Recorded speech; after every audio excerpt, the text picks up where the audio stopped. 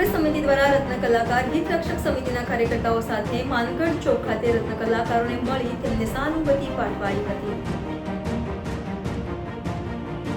સુરત શહેર કોંગ્રેસ સમિતિ દ્વારા રત્ન કલાકારોને સાંત્વના પાઠવી હતી। રત્ન કલાકાર હિત રક્ષક સમિતિના કાર્યકર્તાઓ માનગઢ ચોક ખાતે એકઠા થયા હતા અને રત્ન કલાકારોનું હિત સર્વોપરી અને મંદીના કપરા સમયમાં અમે તમારી સાથે છીએના પોસ્ટરો હાથમાં લઈ રત્ન કલાકારોને સહાનુભૂતિ પાઠવી હતી। આ દિવસો પણ ચાલ્યા જશે, સમયને થોડો સમય આપો, જીવન અમૂલ્ય છે, આત્મહત્યા કોઈ ઉકેલ નથી તેવા બેનરો લઈ કોંગ્રેસે દેખાવો કર્યા હતા। તો અલગ અલગ સ્લોગન હાથમાં લઈ કોંગ્રેસે રત્ન કલાકારોને સાંત્વના પાઠવી હતી। હાલ હીરા ઉદ્યોગમાં મંદીનો માહોલ છે અને રત્ન કલાકારના આપઘાતના કિસ્સા પણ સામે આવ્યા છે, ત્યારે આ કપરા સમયમાં રત્ન કલાકારોની પડખે કોંગ્રેસ આવી છે।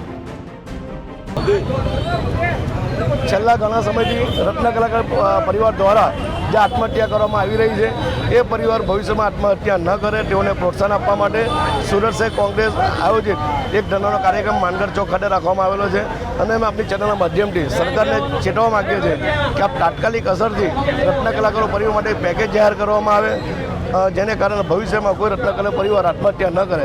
આજે બી અમારા ધરણાના કાર્યક્રમમાં ઘણા એવા પરિવારના લોકો જોડાયા છે કે જેમના પરિવારના સભ્ય આત્મહત્યા કરી છે, એટલે ભવિષ્યમાં કોઈ પરિવાર મંદીના કારણે આત્મહત્યા ન કરે તેઓની હિંમત અને સાંત્વના આપવા માટે સુરત શહેર કોંગ્રેસ દ્વારા આજે ધરણાનો કાર્યક્રમ રાખવામાં આવ્યો। જી, મારું નામ ચેતન રાદડિયા, શ્રી સુરત શહેર જિલ્લા કોંગ્રેસ સમિતિ પ્રેરિત રત્ન કલાકાર હિત રક્ષક સમિતિ સુરત શહેર દ્વારા જે દિવસે ને દિવસે આત્મહત્યા રત્ન કલાકારો કરી રહ્યા છે, તો રત્ન કલાકારો આત્મહત્યા ન કરે એના માટે જનજાગૃતિનો કાર્યક્રમ રાખ્યો છે।